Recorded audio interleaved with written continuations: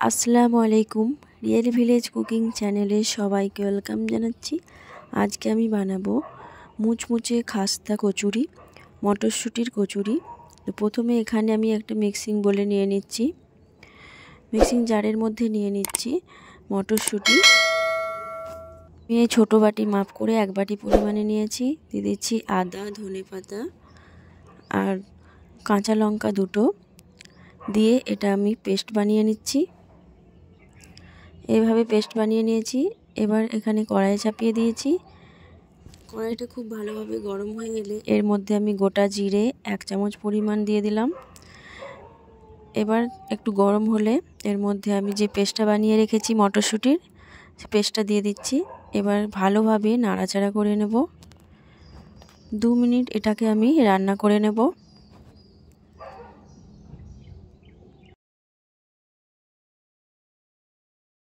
এই পর্যায়ে এখানে কিছু মশলা অ্যাড করব।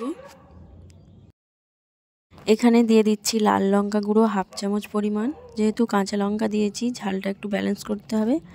দিয়ে দিচ্ছি 1/2 চামচ পরিমাণ জিরে গুঁড়ো।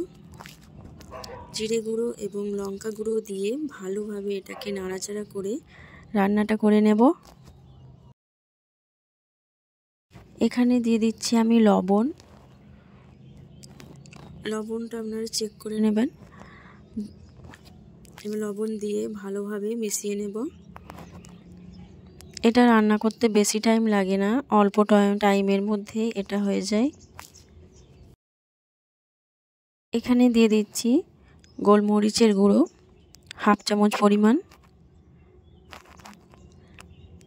এবং দিয়ে দেব এখানে চাট মশলা 1/2 চামচ। দিয়ে এটা ভালোভাবে নাড়াচাড়া করে রান্না করে নেব। এই পর্যায়ে দেখুন, এইভাবে যখন একটু শক্ত মতো হয়ে আসবে, এটা আমার এখানে হয়ে গেছে, পুরটা রেডি হয়ে গেছে। এবারে একটা আমি বোল নিয়ে নিয়েছি। এর মধ্যে দিয়ে দিলাম ময়দা। এখানে 2 বাটি পরিমাণে ময়দা দিয়েছি।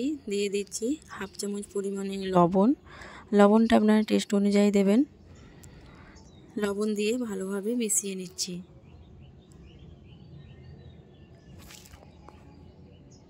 এখানে আমি 1/2 চামচ পরিমাণ চিনিও দিয়েছি। দিয়ে দিচ্ছি জোয়ান। জোয়ান কিছুটা পরিমাণ দিয়ে দিলাম, 1/2 চামচের মতো। দিয়ে ভালোভাবে এটা মিশিয়ে নিতে হবে। এখানে দিয়ে দিচ্ছি 2 চামচ ঘি। 2 চামচ ঘি দিয়ে আমি এটাকে ময়ান দিয়ে নেব। হাত দিয়ে ভালোভাবে ঘি এবং ময়দা ভালোভাবে মিশিয়ে নিতে হবে। হাত দিয়ে চেপে চেপে ভালো করে মিশিয়ে নিতে হবে।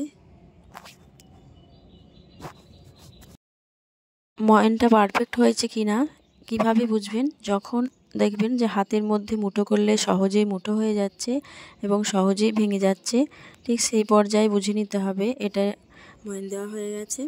এবার এর মধ্যে আমি দিয়ে দিচ্ছি জল। এখানে আমি 1 বাটি পরিমাণে জল নিয়েছি। অল্প অল্প করে দেব, অল্প অল্প করে দেব, দিয়ে ভালোভাবে মাখিয়ে নেব। এখানে আমার 1 বাটি পরিমাণে জলটা পুরোটাই লেগেছে। এবার ভালোভাবে এটাকে আমি একটা ডো তৈরি করে নিয়েছি। এই দেখুন, একটা নরম ডো তৈরি করে নিয়েছি।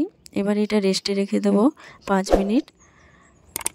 5 মিনিট পর এটাকে আমি আবারও নিয়ে নিচ্ছি।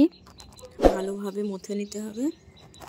খুব ভালোভাবে এটাকে হাত দিয়ে মথে নিয়ে আমি লেচি কেটে নেব।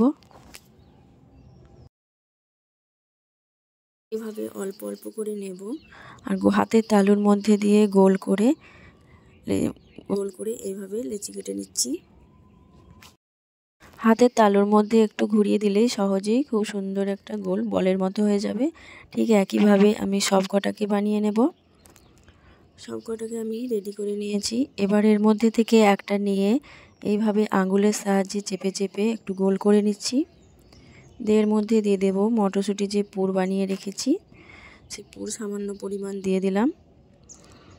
1 চামচের মতো পুর নিয়ে এর মধ্যে দিয়ে আমি যেভাবে ফোল্ড করছি এইভাবে চেপে চেপে আঙুলের সাহায্যে ফোল্ড করে নিতে হবে। এই মুখটা ভালোভাবে এই রকম করে ঘুরিয়ে ঘুরিয়ে মুড়ে দিতে হবে। হাতের তালুর মধ্যে দিয়ে একটু গোল করে নিলেই সহজেই গোল হয়ে যাবে। এইভাবে প্রতিটা আমি একইভাবে বানিয়ে নেব। এবার নিয়ে এগুলোকে বেলে নেব।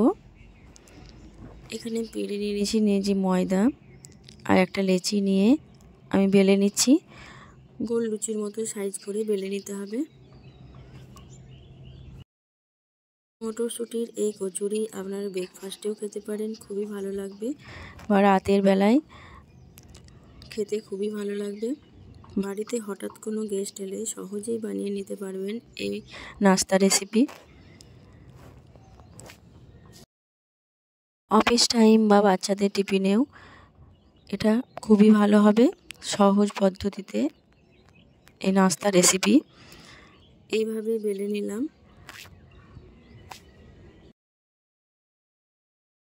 এইভাবে বেলে নিতে হবে, খুব বেশি পাতলাও নয় আর খুব বেশি মোটাও নয়, ঠিক এইরকম হবে। এবার এর মধ্যে আমি অয়েল গরম করে নিচ্ছি। অয়েলটা ভালোভাবে গরম হয়ে এলে এর মধ্যে একটা দিয়ে দিলাম। আমি এটা লো টু মিডিয়াম ফ্লেমে ভেজে নিচ্ছি। এক সাইডটা হয়ে গেলে অপর সাইডটা উল্টে পাল্টে আমি ভেজে নেব।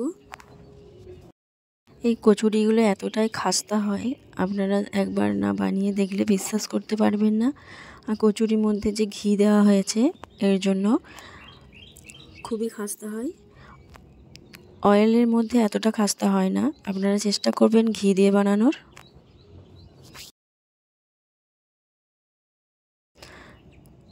এই খাস্তা কচুরিগুলো 1 মিনিটের মধ্যেই ভাজা হয়ে যাবে।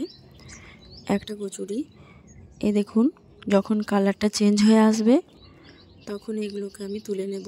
খুবই ফুলকো ফুলকো নরম নরম খাস্তা কচুরি। এই দেখুন, খুবই খাস্তা এবং ফুলকো ফুলকো এই কচুরি। এবার আমি একটা প্লেটের মধ্যে নিয়ে নিচ্ছি। আমি সব কটা একইভাবে বানিয়ে নেব। একটা প্লেটের মধ্যে নিয়ে নিচ্ছি। আমি এর উপর থেকে কিছু ধনেপাতা এবং কাঁচা লঙ্কা দিয়েছি, এটা জাস্ট ডেকোরেশনের জন্য। এই দেখুন, ফুলকো ফুলকো খাস্তা খাস্তা এই কচুরি খুব সহজভাবে বানিয়ে দেখলেন তো মটরশুঁটির এই খাস্তা কচুরি কত সহজভাবে রেডি হয়ে যায়। আপনারা ব্রেকফাস্টে এই রেসিপি বানিয়ে খাবেন, খেতে খুবই ভালো লাগবে। তাহলে আমার এই রেসিপি আপনাদের কেমন লাগলো অবশ্যই কমেন্টে জানাবেন। ভালো লাগলে চ্যানেলটা সাবস্ক্রাইব করবেন আবারও নতুন নতুন রেসিপি পাওয়ার জন্য। তাহলে আজকের রেসিপি এখানেই শেষ করছি।